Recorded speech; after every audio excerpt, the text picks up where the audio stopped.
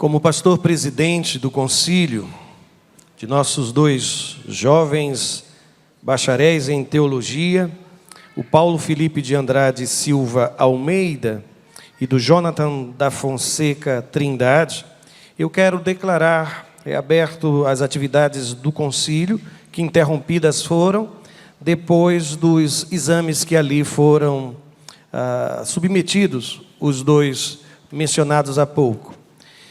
Estão conosco alguns daqueles que fazem parte da mesa, está também a figura do nosso secretário, o pastor Eliel, está também conosco aqueles que foram examinadores, me parece que somente um examinador não está aqui, mas o examinador, o irmão Daniel, pastor Daniel Tina, que foi o examinador do nosso querido Paulo Felipe, está conosco também o irmão pastor Eliel, que foi o examinador do nosso irmão Jonathan, juntamente com o Paulo, ok, o do Paulo. E quem são os outros examinadores que aqui estão? O pastor Bezenval, que não está conosco, e o pastor Tertuliano, que não estão conosco um dia de domingo. Os irmãos podem entender que não é um momento muito fácil, mas exatamente por isso eu quero aproveitar o momento para agradecer a presença dos pastores, e em especial eu agradeço na figura daquele que é o presidente da nossa ordem, aqui da nossa seccional, e eu agradeço penhoradamente, em meu nome, em nome da igreja, todo o esforço que foi feito para que estes dois concílios acontecessem. Mas receberam os amados irmãos, os pastores, porque nesta hora, meus irmãos, eu preciso me dirigir àqueles que fazem parte do concílio, que são pastores e estão conosco. Receberam, sim, a cópia da ata do concílio. Em primeiro foi o concílio daquele ainda não pastor, o Jonathan da Fonseca Trindade, e depois, no verso da folha, também aparece aquela que é a ata do concílio examinatório do Paulo Felipe de Andrade Silva Almeida. Eu quero pedir àquele que tem atuado neste tempo como o secretário deste concílio, pastor Eliel, por favor, fique só aqui ao meu lado. E a ata, uma vez apresentada, eu pergunto a este concílio se podemos dispensar a leitura, já visto que os irmãos tiveram a oportunidade de fazer a leitura de todo o conteúdo, e indagar de pronto se existe alguma observação, alguma alteração, alguma palavra quanto ao conteúdo desta ata. Sem problemas? Então, irmão secretário, eu preciso parabenizá-lo pela ata irretocável, e declarar a ata, tanto do concílio, primeira parte desse concílio do nosso irmão Paulo Felipe e do nosso irmão Jonathan Trindade, aprovada na qualidade de pastor. Muito agradecido, muito obrigado. Eu comentei com esses irmãos que aqui em nossa igreja a gente tem feito isso, não é? A gente tem feito esse exercício de distribuir as atas, os irmãos têm a possibilidade de examinar ainda com mais cuidado, e assim avançamos na celebração deste momento, esse momento tão especial. Nós vamos ouvir uma mensagem musical.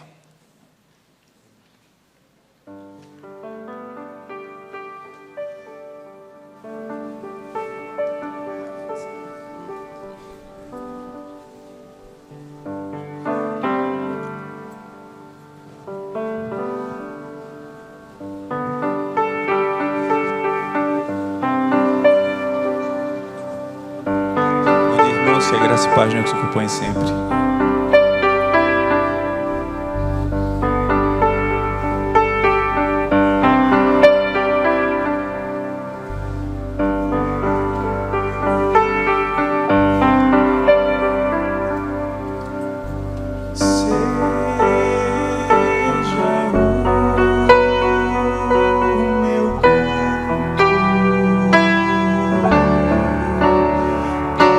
Para sempre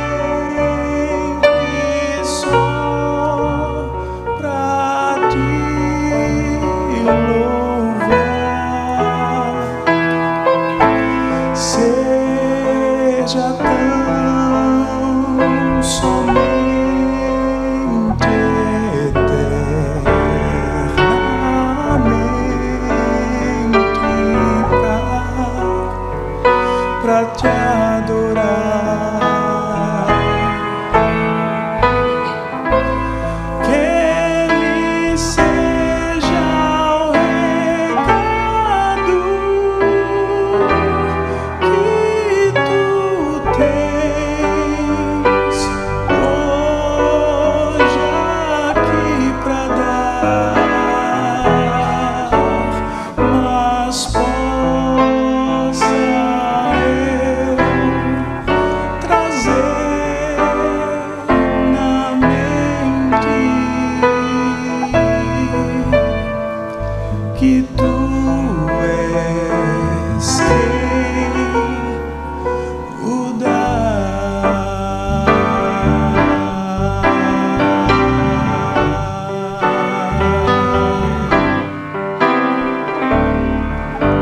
Seja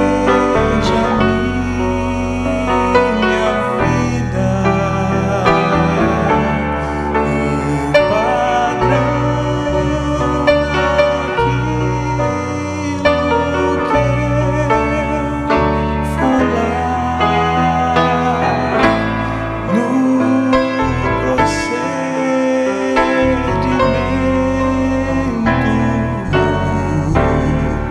Exemplo aos fiéis levar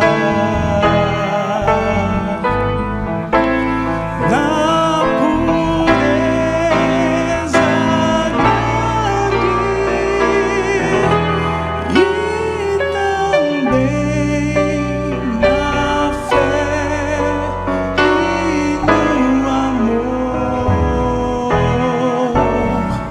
mas possa eu lembrar-me sempre que dependo de ti, Senhor.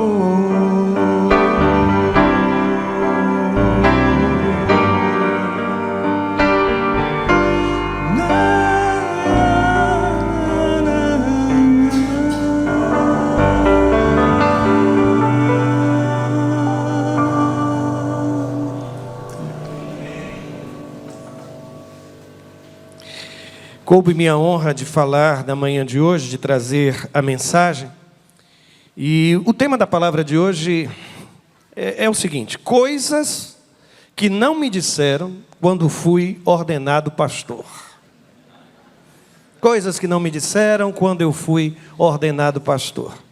E o texto que separei é o texto de Hebreus capítulo 11, versos de 24 e 25. É apenas uma parte em que o autor sagrado, ele faz como que um resumo da biografia do grande líder de Deus, do grande líder do povo de Deus, Moisés. Hebreus capítulo 11, versos 24 e 25.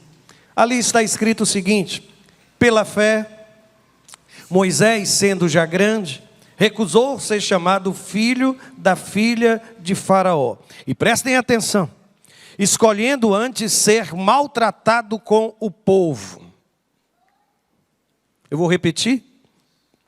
Escolhendo antes ser maltratado com o povo de Deus, do que por um pouco de tempo ter o gozo do pecado. Leio esse texto, sabe o que me vem à mente? Não me disseram que eu não precisava escolher entre a busca do conhecimento ou a devoção. Eu sempre ouvia falar que ou eu escolhia ler, estudar, aprofundar meus conhecimentos teológicos, ou dobrar os meus joelhos no chão e buscar uma vida de maior intimidade com Deus. Eu não sei exatamente quando foi que separaram, divorciaram, de um lado o intelecto, do outro lado a alma. De um lado o discurso, do outro lado a paixão. Eu não sei quando foi que fizemos isso. Mas de alguma forma lá atrás, parecia que essas duas coisas, elas não poderiam habitar a alma de um mesmo homem, a alma de um mesmo pastor.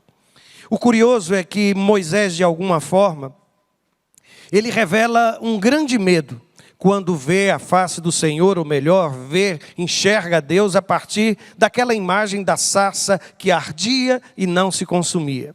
E naquele texto, em Êxodo, no capítulo 3, versículo 6, a Bíblia diz que então Moisés cobriu o rosto, pois teve medo de olhar para Deus.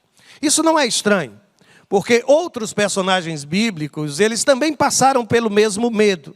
Lembro-me de Jacó, quando diz o texto sagrado de Gênesis capítulo 32, 30, exclamou: eu tenho visto a Deus face a face e a minha alma foi salva, porque na cabeça daquele patriarca, aquilo seria como que uma sentença de morte. Se você se recorda, Gideão, lá no livro de Juízes, no capítulo 6, versos 22 e 23, ele faz a mesma exclamação, ele diz: vi o anjo do Senhor face a face. Aí a Bíblia diz: porém o Senhor lhe disse: paz seja contigo, não temas, não morrerás. E depois ainda me recordo de Isaías, quando vê a glória de Deus no santuário, ele diz: ai de mim, pois estou perdido. E ele olha para dentro dele e ele continua dizendo: porque sou um homem de lábios impuros, e habito no meio de um povo de impuros lábios. Os meus olhos viram o Rei, o Senhor dos exércitos. O curioso é que todos estes homens, que tiveram como que temor de uma intimidade ainda mais profunda com Deus, eles marcaram a história do povo de Israel, todos eles. Eu me recordo quando, de uma forma muito apaixonada, o pastor Valdemiro Timichak, ele falava, nós conversávamos sobre as suas enfermidades, sobre a cirurgia, que quase lhe custou a vida, e ele disse-me algo curioso, ele disse: olha, esta gente que vai bem perto da morte e retorna, o ministério se modifica completamente. Porque a experiência de intimidade com Deus durante a dor, durante a provação, é tão grande, que este homem não conseguirá ser o mesmo. Não conseguirá ser o mesmo. Mas eu estou falando de Moisés, aquele que estudou junto aos maiores mestres do seu tempo. Eu estou falando de Moisés, aquele que foi educado dentro do palácio. Eu estou falando de Moisés, o grande estadista, um homem conhecedor das leis. No texto das leis do povo de Deus, há referências aos códigos de Hammurabi e a tantas outras coisas. Um homem extremamente inteligente, mas que no momento em que viu a glória de Deus, ele teve medo de um processo de maior intimidade com Deus. O curioso é que este homem que um dia teve medo, no capítulo 33, verso 11 do livro de Êxodo, diz assim: e falava o Senhor a Moisés face a face, como qualquer fala com o seu amigo. Eu quero lhes dizer, não tenha medo de buscar uma maior intimidade com Deus. Ainda que isso possa refletir mudanças, ainda que isso possa mudar perspectivas, é isso que nos sustenta no ministério. E sinceramente, vocês não precisam fechar os livros. Vocês não precisam parar de estudar, de conhecer mais profundamente. Mas, por favor, não abandonem a vida de oração. Não transformem a palavra do Senhor em um instrumento de trabalho, em uma ferramenta de trabalho. Ela precisa falar ao meu coração e ao coração de qualquer um de nós, antes de falar ao povo do Senhor. Por isso, não tenham medo de buscar uma maior intimidade com Deus. E sinceramente, use a sua inteligência como um instrumento, como serva do seu ministério. Pode avançar uma vez, por gentileza. Use a sua inteligência como serva do seu ministério. O que é que eu quero dizer com isso? É que não é o ministério que vai se acomodar ao ministro. É o ministro que se acomoda ao ministério. Perceberam isso? Não é o pastorado que vai se amoldar ao pastor. É o pastor que vai se amoldar ao pastorado. Por uma razão muito simples. O pastorado é maior do que todos nós. O ministério é maior do que todos nós. Por isso, lembrem-se. E aliás, quando penso nessas declarações que acabo de fazer, eu preciso registrar que o púlpito é o lugar por excelência da palavra. E só da palavra de Deus. Às vezes o pastor ele é tentado a usar este espaço como um espaço de proclamação de seus princípios, de sua teologia pessoal. Às vezes o pastor, não sei os irmãos, mas como eu sou um reles mortal, às vezes eu sou tentado a querer dizer coisas que eu gostaria de dizer à igreja, mas que Deus nunca me permitiu falar. Eu volto a dizer, confissão minha. Talvez os irmãos não tenham passado por isso ao longo do ministério. Mas nenhum homem de Deus pode ousar falar em seu próprio nome neste lugar. Ainda que a inteligência, ainda que a piedade se somem, não será eu experimentei, eu percebi, Deus me falou simplesmente, nem será o está escrito de forma fria. Mas quando essas duas coisas se casam, e a gente escuta um homem de Deus falando com paixão, falando com o coração, falando com a alma, falando de forma inteligente, isso abençoa por demais o povo de Deus. Por isso eu confesso, não me disseram que eu não precisava separar essas duas coisas. E eu levei um tempo para harmonizá-las, e eu não sei se até hoje consegui. Talvez o maior desafio que eu tenho perseguido ao longo desses anos, e quanto eu oro para que Deus me ensine a pregar, é de que eu possa perceber que profundidade não tem... A profundidade pode ser experimentada na simplicidade. Profundidade e simplicidade. Mas eu vou dizer-lhes uma outra coisa que não me disseram. Não me disseram quem eram os meus inimigos. Aliás, no processo de formação, eu tive alguns pastores que foram meus professores de seminário, mas volto a dizer, talvez tenha sido uma experiência somente minha. E eu vi alguns destes retratar a igreja, retratar o ministério de uma forma tão amarga, porque aquilo parecia ser o resultado de sua própria experiência pessoal. E às vezes nós somos tentados a mergulhar no universo do ministério como alguém que já sabe tudo, e eu confesso, meu Deus, eu sabia tudo. Eu tenho saudades daquele tempo de seminário, meu pai, porque enquanto seminarista eu tinha todas as soluções. Eu sabia pregar os melhores sermões, eu ia para os cultos, ouvia os pregadores, analisava criteriosamente. Eu não sei o que foi que aconteceu, mas a partir do momento que eu iniciei o ministério, eu descobri que eu não sabia absolutamente era nada. E precisava tão somente depender de Deus. Aliás, na experiência de Moisés, talvez isso tenha acontecido. Porque Moisés não só revelou medo de uma intimidade com Deus, ele não teve tão somente este pavor, mas a Bíblia diz em Êxodo capítulo 3, versos 10 e 11, que quando indagado, quando motivado por Deus, quando separado pelo Senhor, ele volta-se para Deus e pergunta, mas quem sou eu que vá a Faraó e tire do Egito os filhos de Israel? Quem sou eu? Quem sou eu? Eu não posso, eu não sei, eu sou pesado de língua. E ele revela aqui um grande receio de ter que enfrentar o faraó do Egito. Aliás, deixe-me só mostrar-lhes uma coisa que eu acho extremamente curiosa. Em Êxodo, no capítulo 3, 19, Deus diz claramente àquele homem de Deus que ele precisava atuar. Vem agora, pois, e eu te enviarei a Faraó para que tires o meu povo, os filhos de Israel, do Egito. Então Moisés disse a Deus, quem sou eu que vá a Faraó e tire do Egito os filhos de Israel? Quem sou eu que vá a Faraó e tire do Egito os filhos de Israel? Mais uma vez. Só que o texto no versículo 19 vai dizer que o rei do Egito não vos deixará ir. Eu não sei, sentem alguma falta de alguma coisa nesse texto? Eu sempre pergunto por que o nome de Faraó não foi aqui mencionado. Durante muitos anos, e eles ainda se debatem sobre isso, os especialistas apresentam esta ou aquela possibilidade de ter sido este ou aquele faraó. Teria sido tão fácil se o texto sagrado tivesse colocado o nome do faraó do Egito no momento em que Israel foi libertado. E eu vou dizer-lhes por quê. Porque o segundo livro da Bíblia, como conhecemos, qual é o nome dele? Êxodo. Só que ele recebe um outro nome em hebraico. Em hebraico, o nome do livro de Êxodo é Shemot. E Shemot quer dizer nomes. Entre os judeus, este livro é conhecido como o livro dos nomes. Por que ele é conhecido assim? Se você já leu o livro de Êxodo, sabe que ele abre com os nomes daqueles que estavam lá no cativeiro, o nome das famílias do povo de Israel, e ele é conhecido assim.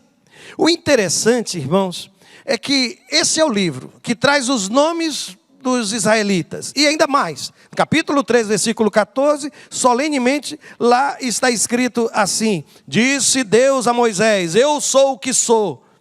É isto que você dirá aos israelitas, eu sou, me enviou a vós. Deus apresenta o seu próprio nome.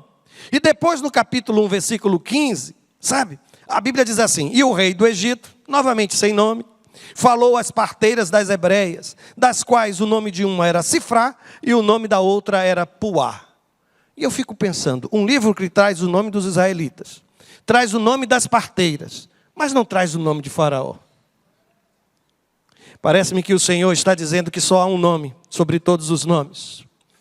E o nome de Faraó continua sendo, quem sabe, às vezes alvo da nossa maior preocupação. Mas eu preciso dizer-lhes uma coisa: seus maiores adversários não são aqueles que você imagina. E aqui eu vou me antecipar, sabem? Talvez eu venha a repetir isto. Mas é impressionante porque Moisés, aquele que foi tirado das águas, aquele sobre quem havia um decreto de Faraó, dizendo que ele deveria ser morto. Quando ele não podia sequer andar sozinho, era só uma criança. Quando ele não tinha absolutamente nenhum conhecimento, coisa alguma. Sabe, Faraó se levantou como inimigo de Moisés. Agora deixa eu lhe perguntar, Deus precisou de Moisés para vencer o decreto de Faraó? Não precisou, irmãos. E o interessante é que o tempo passa e a gente não consegue olhar para trás. Que aquele Faraó, que hoje eu temo, já foi lá atrás derrotado pelo Senhor. Eu não preciso ter medo, porque o meu Deus está comigo. E é por isso, sabe, irmãos, que eu preciso lhes dizer, seus maiores adversários não são aqueles que você imagina. Eu queria muito ter aqui um espelho, porque eu queria mostrar a vocês a face do seu dos maiores adversários. Os dois têm barba, vou dizer. Um tem um pouco mais cabelo que o outro. Mas certamente, quem aprendeu a caminhar no ministério sabe que os maiores inimigos foi muitas vezes a minha urgência em ver as coisas acontecer, foi o meu temperamento, foi a minha impulsividade, foi a minha vontade própria. Por isso, não se preocupem com Faraó, que de Faraó Deus cuida. Ele nem nome tem. Mas aquelas duas parteiras, mulheres tão simples, têm o seu nome escrito. Deus age em função daqueles corações que se dobram diante de sua soberania, irmãos. Mas eu vou somente ainda alertá-los. Prepare-se para possíveis dificuldades com os de longe e os de perto. Porque às vezes a gente não percebe. Talvez Moisés deve ter tido uma decepção muito grande. Porque quando Deus chamou para o ministério, ele disse, eu vou, mas negociou com Deus e conseguiu levar Arão com ele. Mas sabem qual foi uma das maiores decepções na vida de Moisés? Foi a falta de integridade no coração do seu próprio irmão Arão. E às vezes a gente quer substituir a companhia de Deus por companhias de homens, companhias de pessoas. Mas ministério não se faz assim. Por isso, apenas lembrem-se. E foi coisa que eu precisei, depois de muito tempo, aprender. Que a nossa armadura, as armas que a gente pode usar, já estão lá na palavra. Nada pode passar daquilo. Sabe? Quando a Bíblia fala de fé, quando a Bíblia fala de paz, calçar os pés com a paz, a couraça da justiça, quando fala de capacete da salvação, está dizendo que esta é a sua armadura, estas são as suas armas e nenhuma outra, absolutamente nenhuma outra pode ser usada no ministério. Mas tem uma outra coisa que não me disseram que não basta resolver o problema, mas que é preciso fazê-lo do jeito de Deus. Como essa necessidade de ver resultados, às vezes, atropela alguns processos no ministério. Meu Deus. Mas eu não sei se vocês já perceberam, mas Deus sempre nos surpreende usando o improvável para manifestar a sua glória. E o que é que eu quero dizer com isso? No momento em que Moisés foi chamado para o ministério, a Bíblia diz que o Senhor disse a Moisés o seguinte, Moisés, o que é isso na tua mão? Com coisa que Deus não sabia o que era aquilo, não é, gente? Mas Deus, às vezes, Ele nos coloca em alguns enredos, em alguns cenários tão curiosos. Moisés, o que é isso que você tem em sua mão? E aí ele responde, uma vara. E aquela vara certamente deveria ter história. Porque eu sou filho de um homem que quando costumava caminhar em loteamento, na chácara que possuía, entre as coisas que ele pegava, sempre ele pegava uma vara. Sempre. Inevitavelmente ele pegava uma vara. E ele escolhia aquela vara. Só que na vida de um pastor que já estava lá há 40 anos, eu acho que aquela vara deveria ser... Onde está a minha vara? Imagina ele acordando pela manhã, conversando com o Joquebede, e perguntando, meu amor, onde está a minha vara? A minha companheira, é com ela que eu ando, é com ela que eu pastoreio, é com ela que eu defendo os animais. Onde está? Aquilo era tão comum, mas Deus, quando toca o comum, o conhecido, transforma o comum em extraordinário. Transforma o comum em sobrenatural. Aí Deus disse, olha, lança na terra. Ele a lançou na terra e tornou-se em cobra. E Moisés fugia dela. E eu fico pensando que Moisés tinha medo de cobra, viu, irmãos? Então disse o Senhor a Moisés, estende a tua mão e pega-lhe pela cauda. E estendeu sua mão, pegou-lhe pela cauda e tornou-se em vara na sua mão. E foi com esta vara, irmãos, que Deus conduziu as pragas do Egito. Aquilo foi símbolo do poder de Deus derramado sobre... Aquela vara não tinha poder absolutamente nenhum. O irmão sabe disso. Por favor, não vamos sair buscando aqui as relíquias e tentar encontrar um fragmento da vara de Moisés e a partir daí acreditar que aquilo possa servir como amuleto e afastar espíritos imundos da minha vida ou da sua vida. Não, absolutamente não. Aquilo era símbolo da presença de Deus. E o interessante, sabe, irmãos? É que Deus, passo a passo, foi dizendo, olha, vai acontecer isso, mas você vai fazer deste jeito. E Moisés fazia, e as coisas aconteciam. Feriu o rio se transformou em sangue. Era tão interessante, porque cada coisa era acompanhado de um processo descrito por Deus. Deus não dizia simplesmente, use a vara, mas use deste jeito. E aí eu começo a pensar, Moisés ele foi descrito como o homem mais manso sobre a terra. Verdade isso? Mansidão precisa ser uma característica do pastor, não é? Não precisa? Mansidão precisa ser uma característica do pastor. Mansidão precisa ser uma característica do pastor. Mas sabe o que é que eu leio?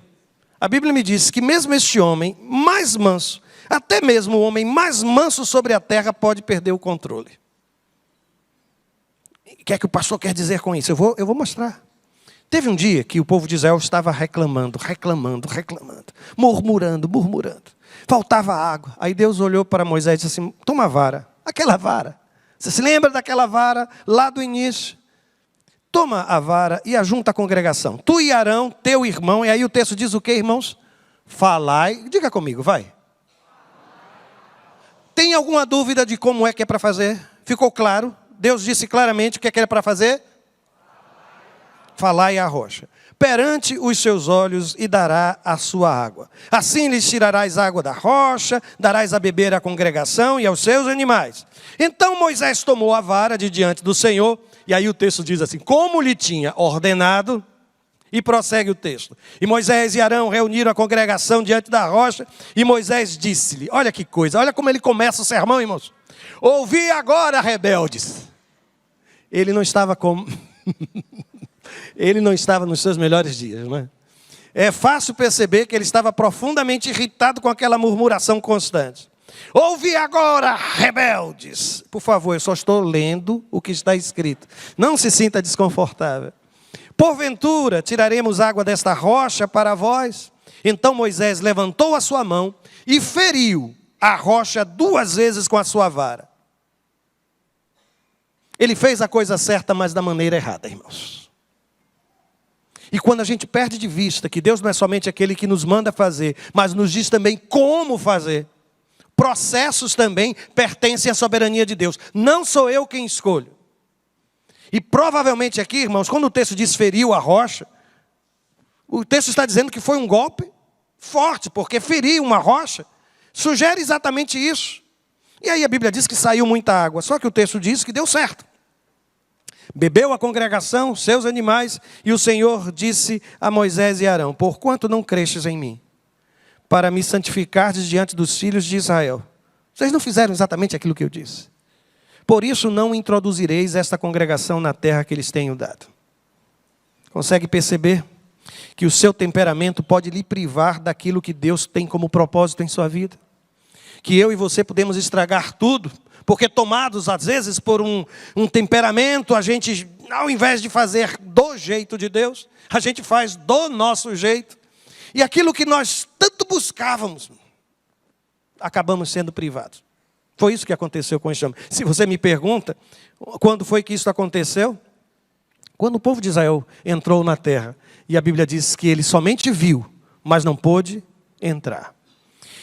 Por isso eu não sei, aqui estão, irmãos, certamente, eu espero que ninguém discorde disso, os homens mais mansos hoje sobre a terra. Gostei da risada, viu, pastor Leão? Diga, eu me conheço.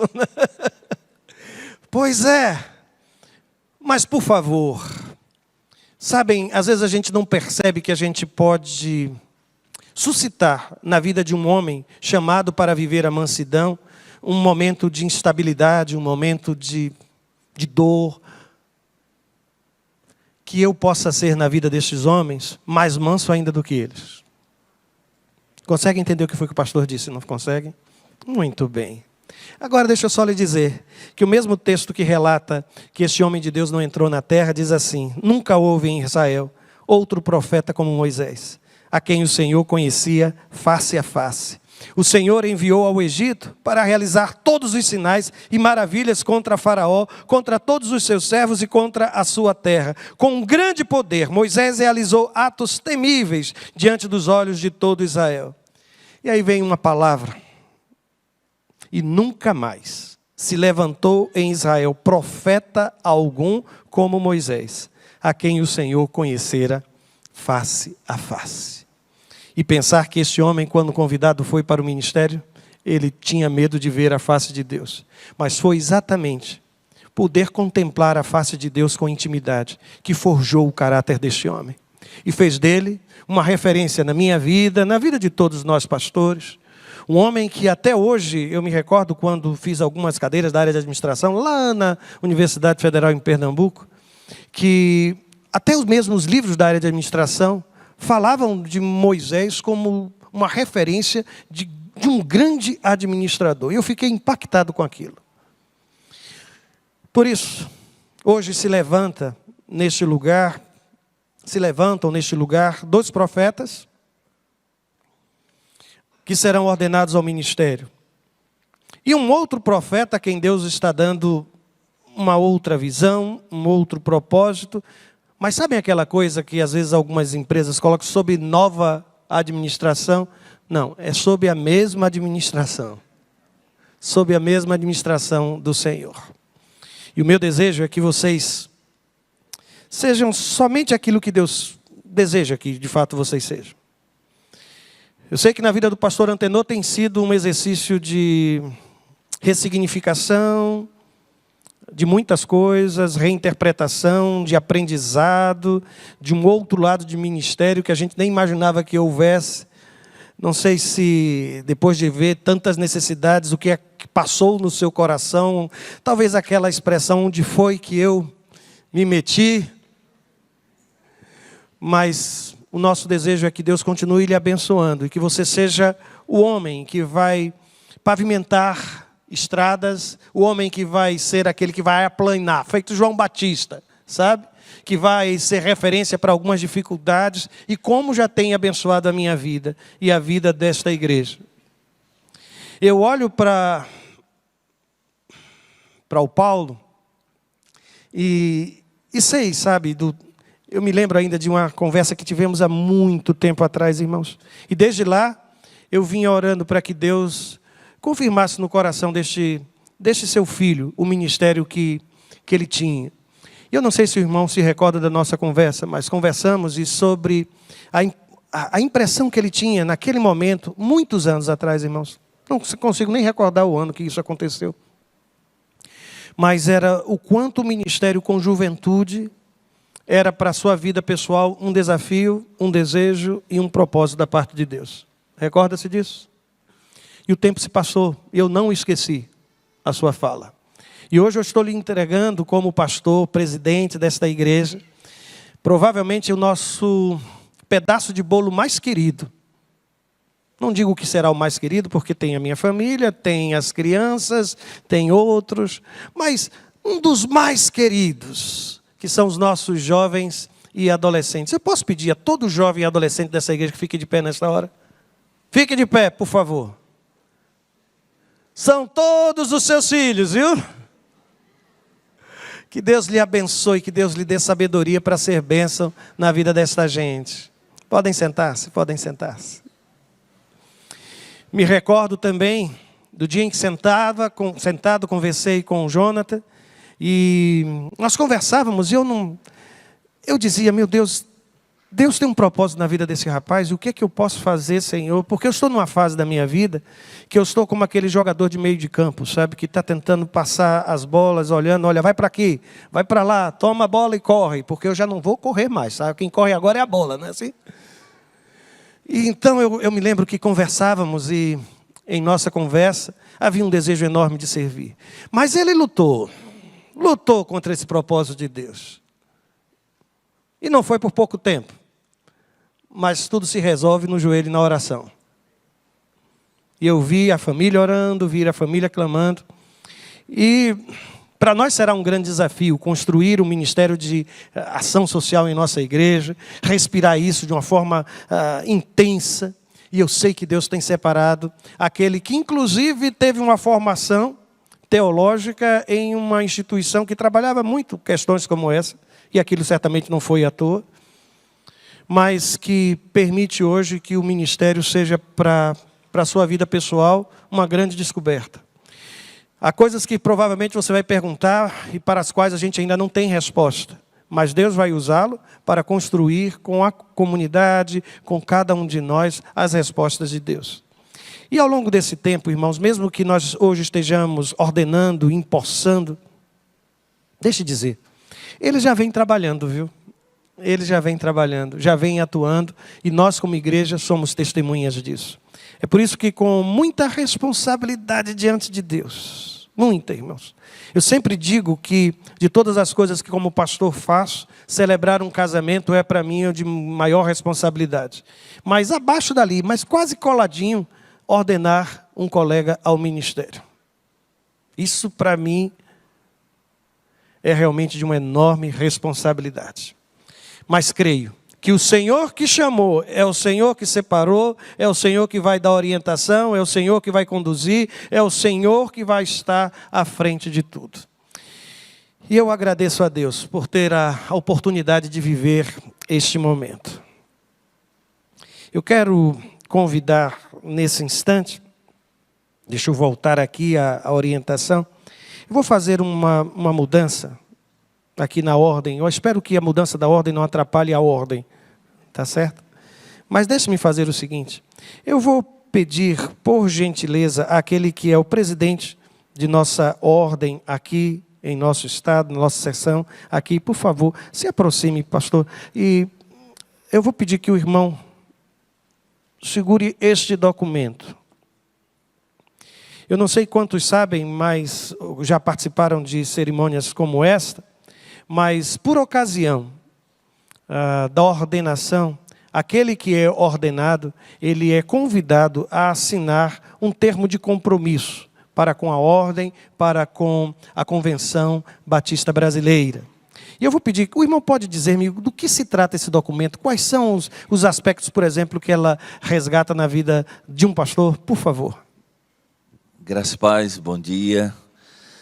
Esse é um documento nacional da nossa ordem e a preocupação dele é em que o candidato ao pastorado ele assuma um compromisso, como foi dito pelo pastor, doutrinário, né, e de fidelidade à nossa convenção e à nossa ordem. Mas ele traz também um outro assunto que nós mais elevamos desse momento, que é a responsabilidade do pastor com a sua família.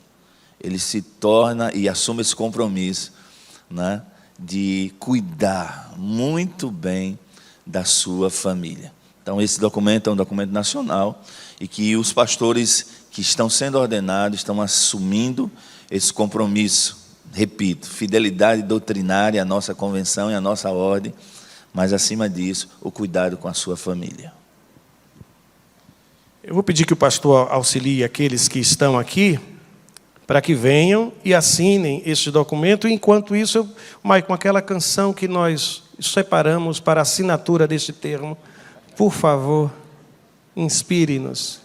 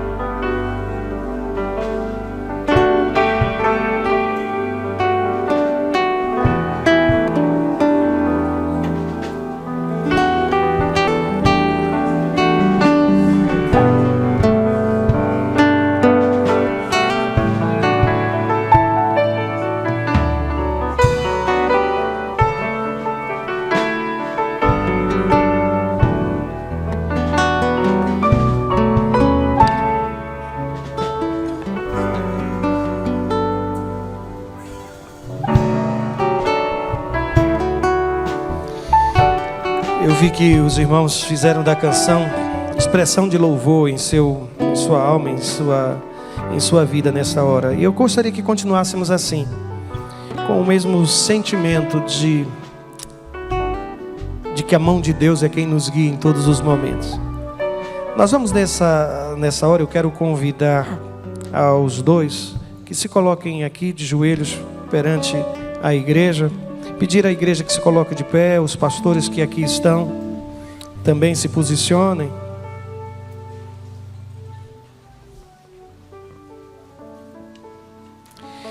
Por ocasião do concílio, aqueles que são examinados, eles escolhem um pastor, alguém que possa fazer a oração consagratória, a entrega das Bíblias.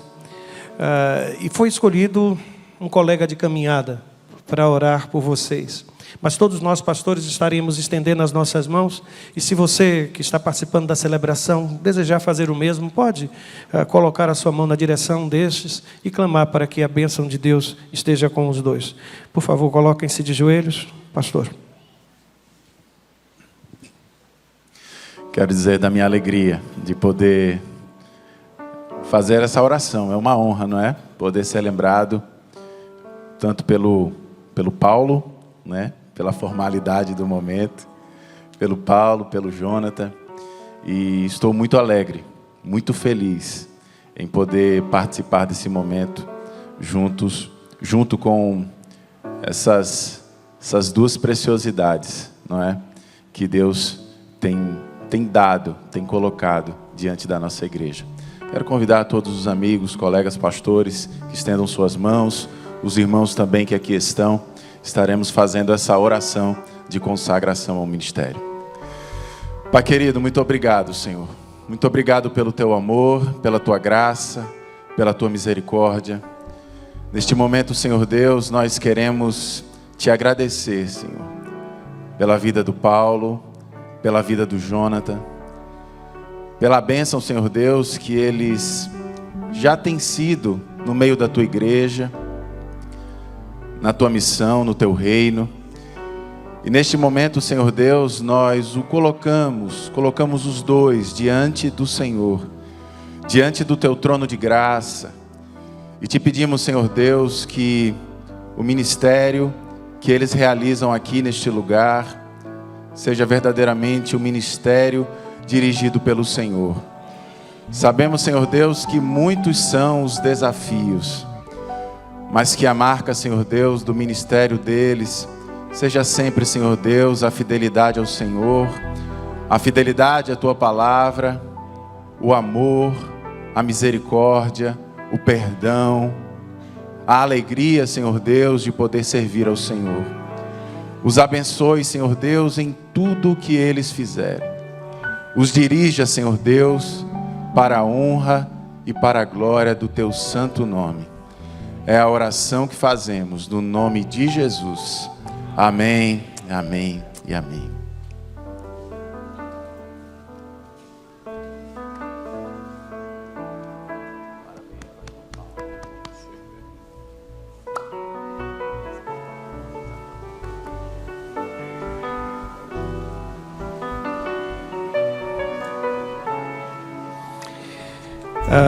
A igreja logo vai poder abraçá-los, mas esse é algo que os pastores do concílio conseguem fazer primeiro, não é?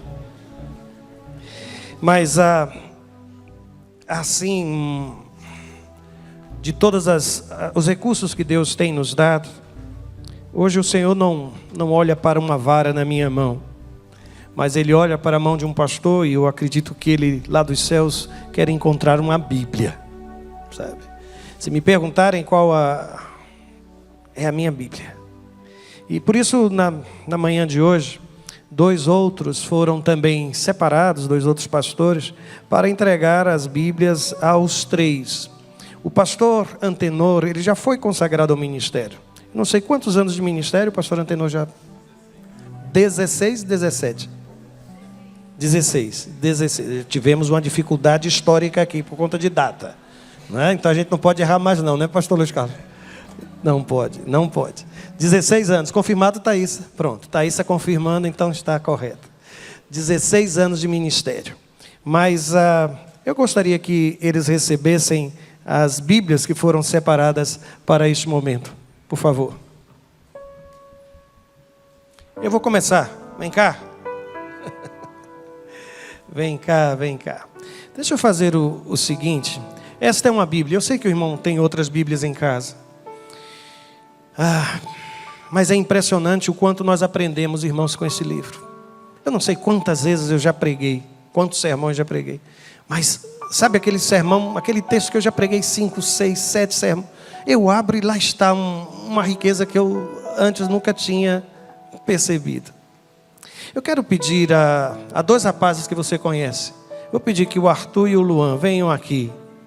Entregue a este homem esta Bíblia, por favor.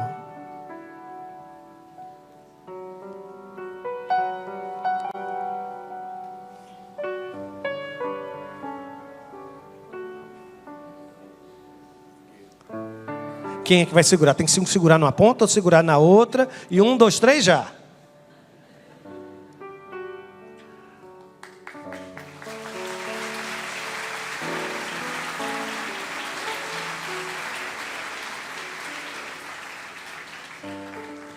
Pronto, pastor. Pastor, pode assentar-se? Deixe-me chamar agora o pastor, quem vai trazer a sua Bíblia, o pastor Luiz Carlos. Por favor, pastor Luiz Carlos, venha até aqui. Por favor, fique você também de pé.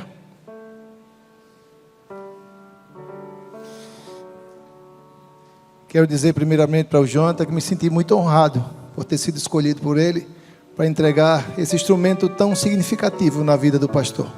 E o pastor com muita propriedade falou: isso aqui é o nosso guia, a nossa bússola. E se você me permite, eu gostaria de ler apenas um texto da palavra do Senhor, que se encontra lá no livro de Josué. Aquele momento de Josué é de suma importância. Ele estava assumindo a liderança do povo de Israel. Depois de 40 anos, sob a liderança de Moisés, aprendendo como fazer, estava delegando o Senhor a ele, a condução do povo do Senhor. E Deus não podia dar uma outra palavra, a não ser: seja forte e corajoso. E o texto que veio ao meu coração é o capítulo 1 de Josué, versículo 8. E o Senhor diz a Josué, e eu vou pedir permissão ao Senhor para dizer que o Senhor está dizendo a você nessa manhã: não deixe de falar das palavras deste livro da lei e de meditar nelas dia e noite, para que você cumpra fielmente tudo o que nele está escrito. Só então os seus caminhos prosperarão e você será bem-sucedido. Não fui eu que te ordenei? Seja forte e corajoso, não se apavore nem desanime, pois o Senhor, o seu Deus, estará com você por onde você andar. E eu quero lembrar da palavra de Moody, e ao mesmo tempo gostaria de convidar o pastor Herman Trindade. Pastor Herman Trindade é o pastor da Assembleia de Deus, mas para antes de ser pastor da Assembleia de Deus, é o pai do Jonathan. E gostaria também que ele pudesse participar comigo desse momento tão importante na vida do seu filho, que desde cedo aprendeu como fazer, e a missão que o Senhor confiou a ele, com certeza está confiando a você. E Moody certa vez declarou: ou esse livro me afasta do pecado, ou o pecado me afasta desse livro. Que a primeira opção seja sempre real em sua vida. E eu queria pedir por gentileza ao pastor Herman que pudesse entregar ao seu filho, o pastor Jonathan, a Bíblia.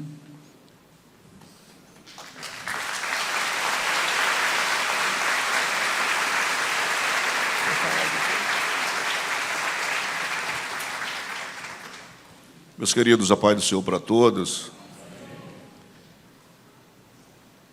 Essa manhã é fruto de um ato profético de Deus. 2004, eu não pude estar no casamento da minha cunhada, eu estava nos Estados Unidos, numa convenção do Walmart.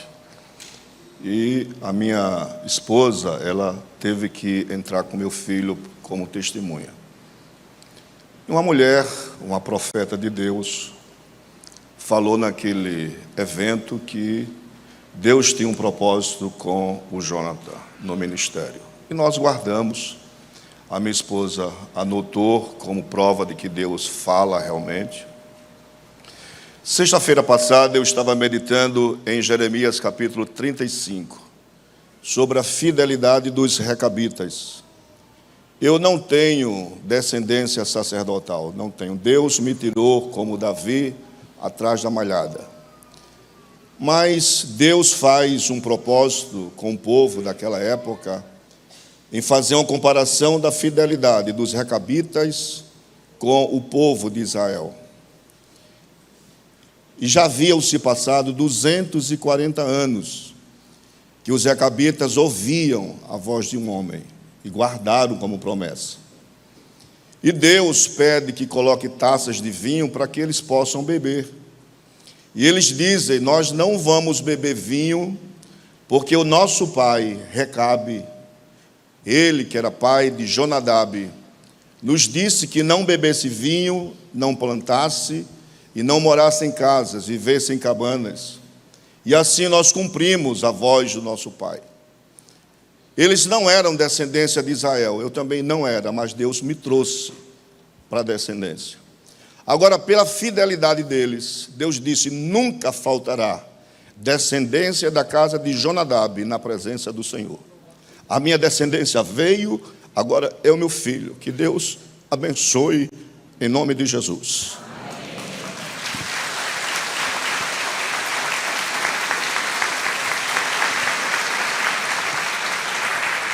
Esse é um momento histórico, não é, irmãos? Mas deixe-me dizer, pastor, e eu me lembro que, algum tempo atrás, a Ana Leda fez questão de recordar o dia de que uma outra profeta, com a qual eu sou casado, olhou para esses dois e disse exatamente isso, que Deus tinha um propósito na vida do casal. E, na época, sequer eles tinham a compreensão de que algo assim pudesse acontecer. Não, de fato, isso aconteceu e eu me recordo que marcou. É tão bom a gente perceber que no meio do povo de Deus, uma igreja é um celeiro, não é, irmãos? De gente a quem Deus usa, de gente a quem Deus separa para o seu serviço. Mas ainda eu quero convidar o pastor Vitor para fazer a entrega da Bíblia também nesta hora ao Paulo Felipe. Por favor. Irmãos, Deus me deu um privilégio muito grande, o privilégio de poder dividir o ministério desta igreja com família e amigos, né? E o Paulinho é um grande amigo que eu fiz. Eu conheci o Paulinho ainda aqui na igreja, antes de ir para o seminário, antes da gente ir para o seminário, e a gente se identificou pelo gosto que temos pela cultura pop, não é? Isso é fato. Eu, o Paulinho, junto com o pastor Farley, fundamos a Liga Teológica, e lá na Liga Teológica, a gente, muitas vezes no início, a gente ia para a casa do Paulinho, a gente gravava os vídeos, passávamos a tarde todinha lá, às vezes no começo da noite. O problema era que não saía um cafezinho sequer, né? Uma bolachinha não saía. A gente entrava com fome e saía com fome, né? Quando a Kelly estava, aí saía um cafezinho. Muitas vezes ele fazia assim: se quiser café, faça, né? Mas nesses momentos em que a gente gravava os vídeos, em que a gente fazia as reflexões, eu pude perceber o amor que o Paulinho tem, principalmente pelas Escrituras Sagradas. Acho que as nossas reflexões na Liga Teológica refletem muito bem a centralidade das Escrituras em nossas vidas. E sei que essa centralidade também vai ser muito bem vivida pelos jovens da nossa igreja através da vida do Paulinho. Mas existe um texto na Bíblia, em Provérbios, capítulo 1, versículo 8, que diz assim: filho meu, ouve a instrução do teu pai e não deixes a doutrina da tua mãe. Se o Paulinho hoje é um pastor, isso ele deve muito a uma pessoa muito especial que está aqui, que foi a pessoa que levou ele para a igreja. E aí eu quero chamar uma pessoa que é muito mais importante do que eu para a sua vida, a tia Valdice, é que eu chamo de tia, viu? A tia Valdice, por favor, mãe do Paulinho, ela vai fazer este momento de entrega da Bíblia para o seu filho.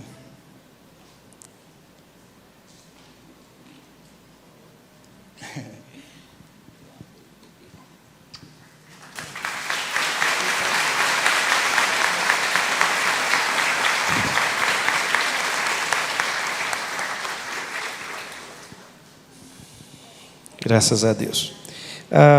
Eu gostaria nesse momento de facultar talvez a palavra aos novos pastores, que agora já posso chamá-los assim, aos novos pastores, para que tragam alguma palavra à congregação, à igreja nesse instante, por favor.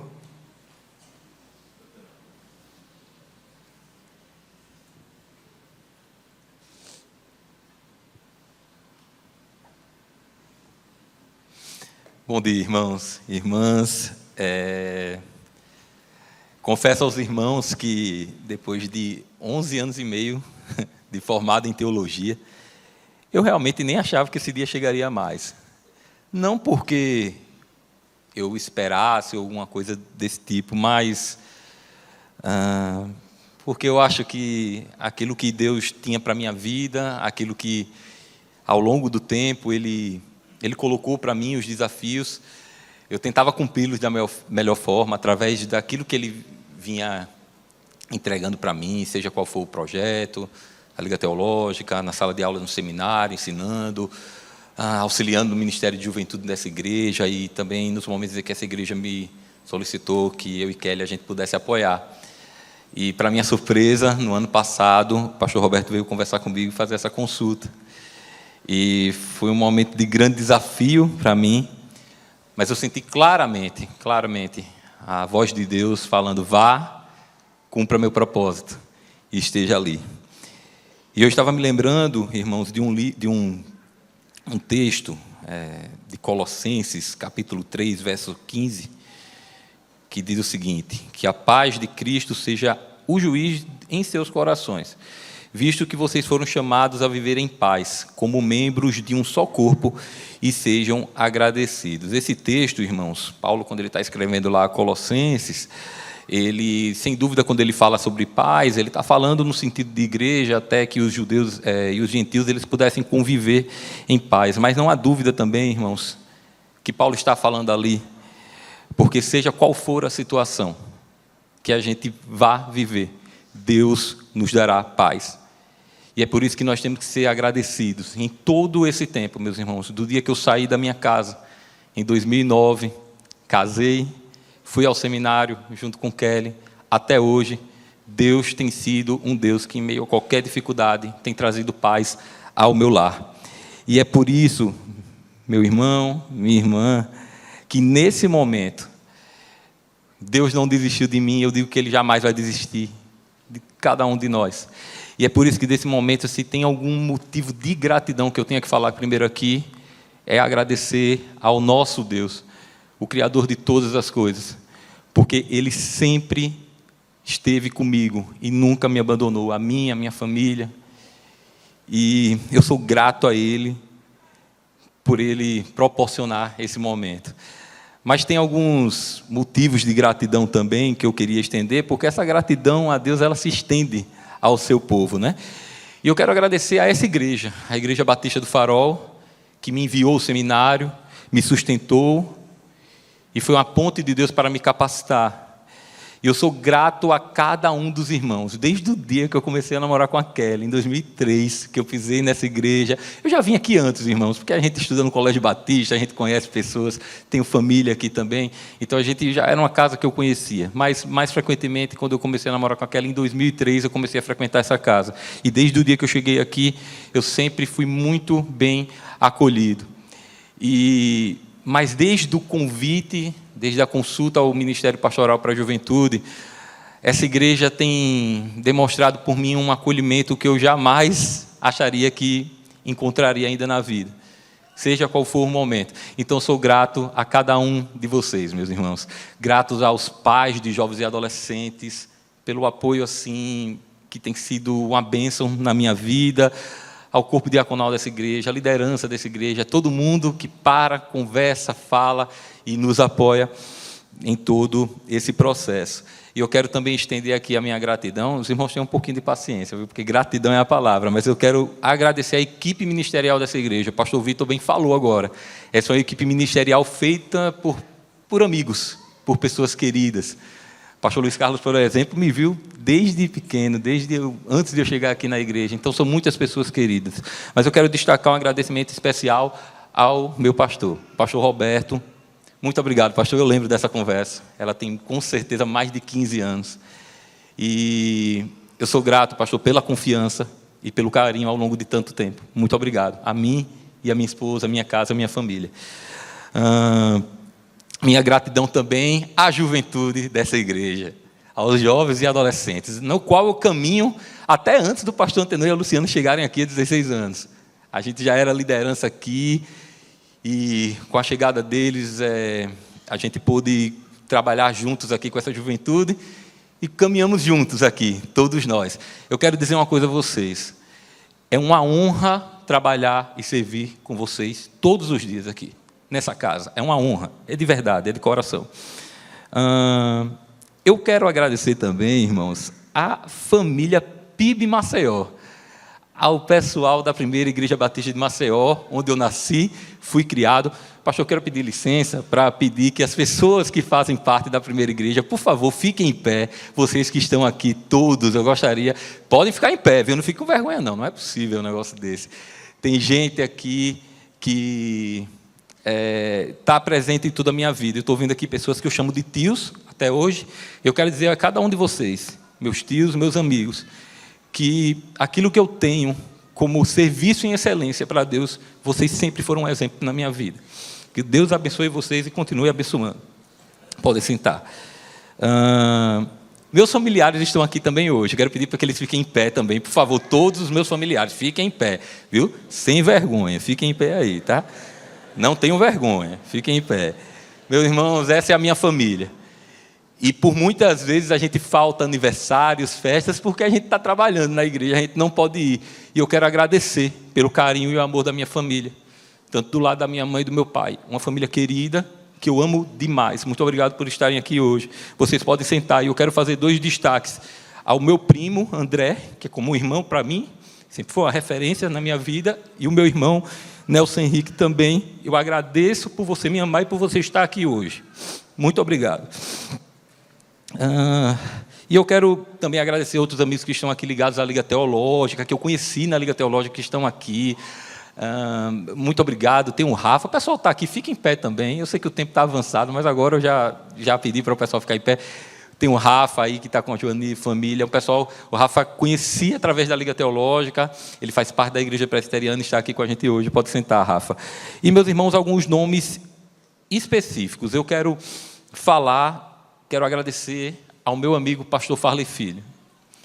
Meus irmãos, o pastor Farley Filho, ele é um grande amigo e um grande irmão. Em um momento em que eu estava precisando muito emocionalmente de uma ajuda, o pastor Farley, como meu amigo, meu irmão, estendeu a mão para mim, assim como sempre estendeu. Muito obrigado, meus amigos. Eu jamais esquecerei por tudo que a gente passou. Muito obrigado por isso. Quero citar também o meu amigo Jonathan, pastor Jonathan agora, porque todo esse processo nós caminhamos juntos. Conversas, estudos e crises. Mas é uma honra ter dividido esse momento com você, meu amigo. E dividir isso aqui com você também vai ficar marcado para o resto das nossas vidas. Você mora no meu coração. Meus sócios, Iago e Joel, porque, para quem não sabe, o ministério é de caráter parcial. Eu estarei trabalhando aqui, né, junto à igreja, mas também tenho a produtora de vídeo junto com o Joel e com o Iago. Eu quero agradecer a eles, porque o dia a dia fica mais fácil com o apoio de vocês. Vocês são meus irmãos e muito obrigado. Eu quero também agradecer a Liga Teológica, esse projeto que tem 8 anos e meio, projeto que me ensinou, meus irmãos, me ensinou muito sobre fé cristã, sobre teologia e sobre pessoas, e sobre olhar para as pessoas de outra forma. Então, eu quero citar meu amigo pastor Vitor. Como ele disse, eu e ele fundamos esse projeto, e pastor Vitor continua até hoje comigo, um parceiro. A gente estendeu isso aqui até o Centro de Comando, que é um projeto também da nossa igreja, e eu quero agradecer, né? Quero citar os integrantes, a Kelly, a Amanda, pastor Leonardo Cristóvão, lá de Fortaleza, o Iago, a Májoro e o Joel. Caminhando para o fim aqui, a minha família, que veio do meu casamento, quero agradecer. A minha sogra Keila, que é uma amiga, uma pessoa muito presente da minha vida, muito obrigado por tudo. Aos meus cunhados e minhas concunhadas, Eri, Érica, Diego e Cláudia, e os meus queridos sobrinhos, Dioguinho, Érica e Gabriel. Eu amo vocês. E eu tenho um momento aqui agora, irmãos, que eu até pedi para quebrar o protocolo um pouco, e eu vou só falar e que algumas fotos vão passar rapidamente, porque eu quero citar aqui pessoas que já foram, que não estão mais com a gente aqui, mas que elas são muito importantes na minha caminhada cristã, e se eu estou aqui, tem uma forte influência delas. Primeiro, eu quero citar a avó de Kelly, minha avó, irmã Jessie, que a gente era tão parecido, irmãos, e ela foi um exemplo de cristã para mim. E eu quero citar ela aqui, a gratidão à vida dela. Mas eu quero citar também, e essa foto que vai vir agora, pode passar, Vanessa, é a foto com o pastor Rogério Scheidegger Maia. Uma grande referência para mim de pastor, era como um tio para mim. O pastor Rogério, ele levava a gente, o meu pai levava para o Batista, eu, meu irmão, Fred e André. E o pastor Rogério trazia de volta. E no inglês, o pastor Rogério levava e meu pai trazia. E eu me lembro que o pastor Rogério cantava todo dia no carro. Ai, que saudade me dá do bate-papo, do vice me disse, lá no cafezal, ai, que saudade me dá. E eu tenho muita saudade do pastor Rogério. E eu precisava citá-lo aqui, a gratidão pela vida dele e pela vida da família dele, que é muito importante para mim. E por último, meu avô, Paulo José da Silva. Meu nome é Paulo, pai da minha mãe. O meu avô sempre foi meu xodó, um cristão, referência para mim. E eu precisava citá-lo aqui, irmãos. A gratidão à vida desse homem que tinha um sorriso maravilhoso. Olha como eu tinha cabelo ainda, né, irmãos? Que coisa dessas fotos. Meus irmãos, mas para finalizar esse momento, sei que foi alongado, eu quero agradecer a um casal, mas na verdade é uma família. A uma família. Quero agradecer ao pastor Antenor, ao Lu e ao Arthur. Porque, meus irmãos, eles são minha família. Eles me adotaram, a mim, minha casa, como minha família. E por anos a gente trabalhou juntos aqui, e agora a gente continua esse trabalho aqui, e a gente está sempre junto, todos os dias nos falando, e essa família é um presente para mim. Muito obrigado, meus amigos, por tudo. Meus pareias, meus mestres, meus vizinhos, meus irmãos. Obrigado por tudo, eu amo vocês. Por último, meu pai, José Nelson de Almeida, provedor do meu lar, meu companheiro de futebol e trapichão, e continuaremos fazendo isso por muito tempo ainda, por muito tempo. Eu te amo, pai, obrigado por tudo. E minha amada mãe Valdice também, que já foi citada aqui, exemplo de cristã. Por sua causa, a senhora sendo usada por Deus, eu jamais deixei de estar nessa casa, mãe. Muito obrigado por tudo. E por tudo e por tanto. Finalmente, irmãos, por último, quero agradecer. Foi tanto por último, né? Eu quero agradecer a mulher da minha vida. O maior presente que Deus me deu. A minha amada esposa Kelly. Os irmãos conhecem elas, né, irmão? Uma pessoa séria, né? Pessoa séria. Meus irmãos, vocês não sabem o quanto eu consigo dar gargalhadas em casa com ela. E tantos momentos que passamos e estamos aqui. Muito obrigado por tudo, amor. Por tudo. Nós sabemos. E Deus também com a gente. Eu te amo e sempre te amarei. Minha eterna princesa dos cordéis encantados. Dito isso, irmãos, mais uma vez, toda a honra e toda a glória seja dada ao nosso Deus. Obrigado por ouvirem, obrigado por esse tempo. É isso. Ai, meu Deus. Ainda bem que não é o glorificar aqui, não tem cronômetro, né, pastor? Então a gente está à vontade aqui. O pastor Antenor falou que eu posso falar 5 minutos, né? O Paulinho falou 30 minutos? Vamos ver se eu consigo falar, meus irmãos. Eu estou nervoso aqui, emocionado e nem falei. Bom dia a todos, né? Bom dia, meus irmãos, minhas irmãs. A graça e paz do nosso Senhor Jesus Cristo. Bom, agradecer primeiro a Deus, né? Deus, nosso Criador, Deus, aquele que nunca desistiu da minha vida e nunca vai desistir. Não importa o que eu faça, não importa o quanto eu corra, mas o Senhor sempre vai estar me aguardando para voltar, assim como o pai lá do filho pródigo estava aguardando o filho voltar. E a minha experiência de chamado é uma mistura de várias histórias bíblicas aí. Eu acho que uma também que me mostra muito, que eu me vejo muito nela, é a experiência de Jacó, que lutou com o anjo, né? Então, Jacó, ele lutou com o anjo, e ele só prevaleceu quando ele disse quem ele era Jacó. E aí depois vai dizer que Jacó lutou com o anjo, lutou com Deus e prevaleceu. Na verdade, quando eu enxergo a história de Jacó, eu vejo a minha história, né? Essa história de ministério, de vocação, ela começou lá atrás, como meu pai falou aqui, em 2004. E quando a irmã falou isso, imagina para um menino de 13 anos, vai querer saber o que é ser pastor? Eu não queria saber o que era isso. Mas a minha mãe, ela guardou isso no coração, assim como Maria, né, que tudo que as pessoas falavam sobre Jesus guardava no coração. Minha mãe também guardou não só no coração, mas guardou numa Bíblia. Eu até achei um dia desse, eu falei, mãe, que engraçado, né? Depois de muitos anos, a gente voltou para essa história aqui. E Deus está concretizando esse sonho que surgiu lá atrás. Mas ela é meio durona, meus irmãos. Em 2008, eu quis sair da faculdade. Eu falei, mãe, eu vou sair, vou fazer seminário. E ela falou, como é? Não, você só sai. Enquanto morar aqui em casa, você só sai quando se formar. Então, você não vai sair até lá. Eu lutei, mas me formei. E eu falei naquele dia assim, quando eu me formar, eu vou entregar o diploma e vou fazer o que eu quiser. Nem entreguei o diploma, depois ela me cobrou. E hoje eu estou aqui como um pastor e como também um engenheiro. Eu só tenho a agradecer também à minha família, né? Então, agradecer aos meus pais, né? Porque meu pai, eu falei isso publicamente no aniversário dele. Já falei para várias e várias pessoas também. O meu pai, ele é o meu exemplo assim de homem de Deus, de pai, de cuidado. E é difícil ver esse homem chorar, né? Quase que eu nunca vejo ele chorar assim. Hoje ele ficou emocionado aqui. Eu acho que mexeu um pouco comigo também.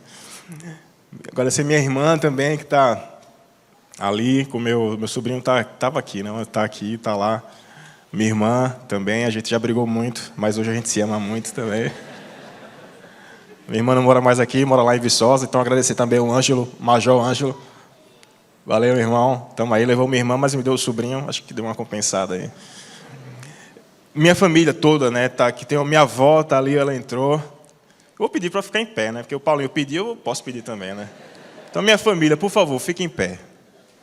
A minha avó está aqui, a minha mãe. A Liz aí, quem não conhece a Liz. Tem o meu tio, está lá atrás, a minha prima também, a minha tia Linha está lá atrás, o Ângelo foi em pé, minha irmã também. A minha avó, essa aqui, para quem não está enxergando. Os meus sogros estão aqui. Eu só tenho a agradecer a vocês, amo muito vocês, né? Tem um teólogo que fala que homem nenhum é uma ilha, né? O Thomas Merton vai falar isso. Pode sentar, tá? E ele vai dizer que nossas relações são muito importantes para a formação do nosso caráter. Então, todo mundo que eu estou falando aqui me moldou, me formou em todas as situações, inclusive situações ruins, né, que faz isso. Agradecer também aos meus sogros, né, irmão Zezinho, dono da Lina, que me acolheram quando a gente casou, eu e a Ana Leda. E aí eles prontamente nos abraçaram, nunca desistiram de mim, né? E aí eu tenho... Não ria não, cara. Nunca desistiram de mim. E eu agradeço muito a vocês dois. Vocês são um casal, referência na minha vida também. Tem me abençoado muito lá, acolheu na minha sala. O Saulo também dividiu a casa dele com um intruso, né? Mais um cara lá na casa dele. Então, só tenho a agradecer a vocês. Quero agradecer também a meus amigos de infância. Alguns vieram aqui, eu vou pedir que fiquem em pé também. O Bruno, eu vi o Vinícius lá atrás, não vi mais ninguém, não. Pode ficar em pé, Vinícius, não tenha medo, não. Isso. Meus amigos de infância, esses dois aqui especificamente, eles são mais que amigos, eles são meus irmãos. Né? A gente briga bastante, a gente discute bastante, né? Mas eles são meus irmãos de fé, são meus irmãos de família mesmo, e eu amo muito vocês dois. Tem pessoas que estão nos acompanhando também, eu acho que a Elisa está na Inglaterra, está me acompanhando, e outros quiseram estar aqui, mas meu coração está muito aquecido porque vocês dois puderam vir aqui essa manhã. Pode sentar, por favor. Tem meus amigos da música também, e aí eu vou pedir para o Rafinha ficar em pé, que veio aqui representar essa galera que também me acompanharam na caminhada e me acompanham até hoje. Agradeço também mais outro irmão que a vida me deu, meu amigo Rafinha, pode sentar. Agradecer aos meus amigos do trabalho, né? E aí que eu vou dirigir a palavra ao Adriano, que é meu amigo lá do trabalho, é um membro aqui da nossa igreja. Né? Eu sei que alguns podem estar acompanhando em casa também, o Clécio, que mandou foto aqui. Ele até falou assim, ó, sério, o celular está ficando feio, mas eu estava anotando os nomes das pessoas para não esquecer. Então, eu quero agradecer meus amigos do trabalho e meus irmãos. Eu trabalho de segunda a sexta com essa galera. Então, são 8 horas por dia lá, de segunda a sexta. Então, eles me conhecem, eles sabem o meu melhor lado, o meu pior lado, e em todas as brincadeiras que acontecem, mas algumas palavras eles vão falando e ficam ali no meu coração. E quando eu fiz o concílio, fui aprovado no concílio, coloquei lá no grupo, teve uma palavra especial que assim mexeu muito comigo, porque o meu amigo lá, ele não é crente, ele não é praticante, mas ele falou para mim o seguinte, ó, essa é a sua vocação. Você foi vocacionado, você foi chamada para isso, isso ficou muito marcado no meu coração, então eu tenho que agradecer a todos eles. Meus amigos de seminário também, né, o pastor falou que eu não me formei no Seminário Batista, eu fiz Faculdade Teológica Sul-Americana, e aí o Alex veio de Recife, fica em pé aí, Alex. Alex, sua esposa Vanessa, pode ficar também em pé, Vanessa. Veio de Recife para cá, né?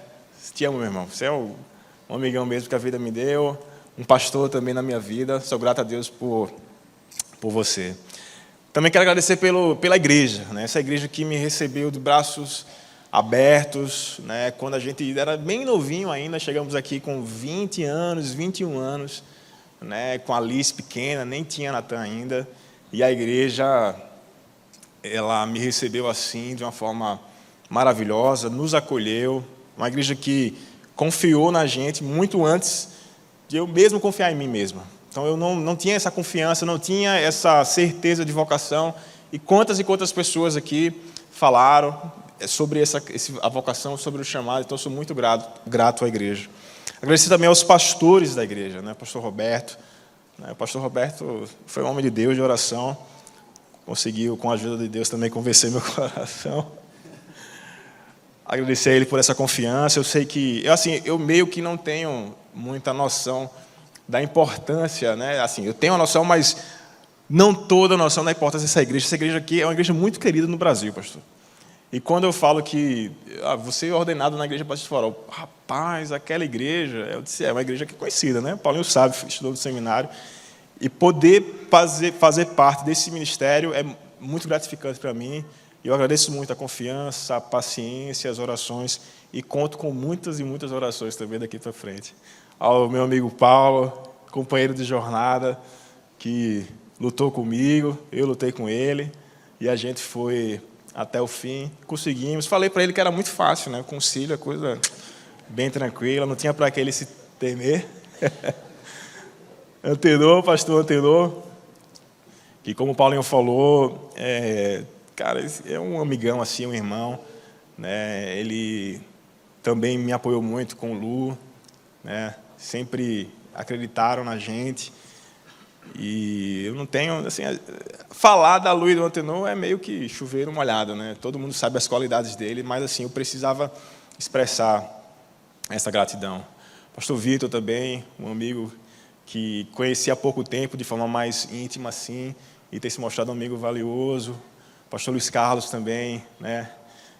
Fiz questão, pastor, de o senhor participar também desse momento, na entrega da Bíblia, de falar o que o senhor falou. Certamente vou guardar essas palavras no meu coração. E o pastor Farley também, um amigo querido aqui da igreja. Eu espero que a nossa comunhão aqui seja excelente, né? Trabalhar para o crescimento do reino, da obra de Deus. A todos os pastores também presentes aqui, muito obrigado mesmo. Meu amigo Neto, nosso anjo da música aqui da igreja, que tem uma brincadeira interna, pastor. Mas é o nosso ministro aqui da música, que ele nos abençoa muito também, caladinho na dele, mas me ensina bastante. E, bom, por último, né, mas não menos importante, quero agradecer a minha amada esposa, Ana Leda, que, vou repetir o que eu falei aqui no domingo passado, que eu orei muito por ela. Vou ficar só até aqui. Eu orei muito por Ana Leda. E Deus, na verdade, orei muito por uma esposa, e a Ana Leda apareceu na minha vida como uma bênção sem tamanhos.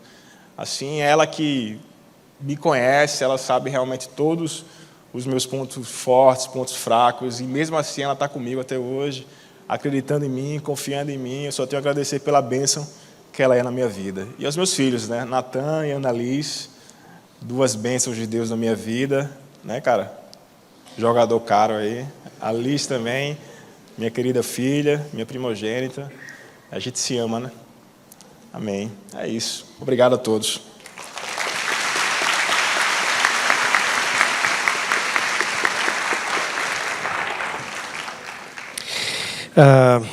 Uma vez que já declaramos aprovada a ata, logo depois nós vamos ter a alegria, sabe, irmãos, de ver o que Deus já está fazendo e continuará fazendo em nosso meio.